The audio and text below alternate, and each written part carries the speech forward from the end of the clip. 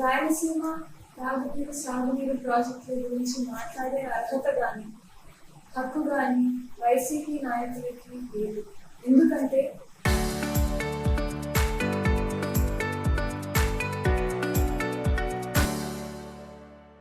YCP అధికారంలో ఉన్నప్పుడు మనం చూసాం, ప్రతి ఒక్క తాగునీరు సాగునీరు ప్రాజెక్ట్, ఇరిగేషన్ ప్రాజెక్టు ఆంధ్రప్రదేశ్లో పూర్తిగా నిర్వీర్యం చేస్తారు. అంతేకాకుండా పోలవరం ప్రాజెక్టు కానివ్వండి, మన రాయలసీమలో ఉన్న హంద్రీనివా ప్రాజెక్టు కానివ్వండి, అన్ని స్టాండ్ స్టిల్ వచ్చేసాయి.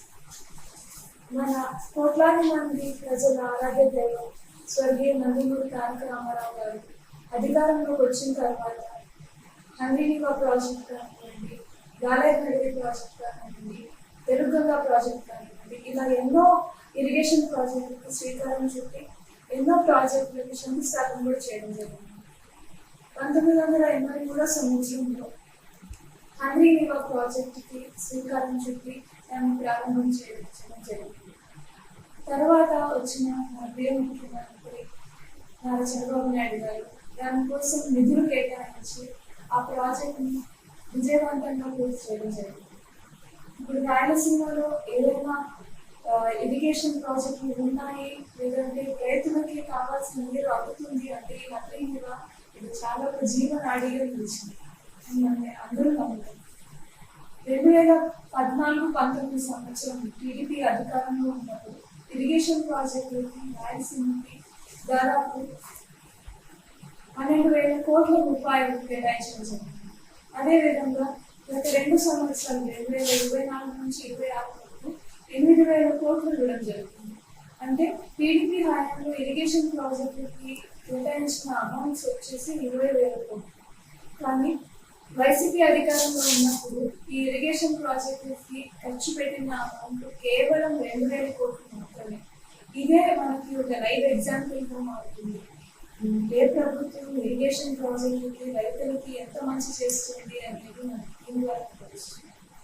వైఎస్ రాజశేఖర రెడ్డి గారు అధికారంలో ఉన్నప్పుడు కృష్ణా నది జలాలని మిగులు జలాలని మాకు వద్దు అని చెప్పి బ్రిజేష్ కుమార్ కమిటీకి ఆయన లేఖ పంపించడం జరిగింది.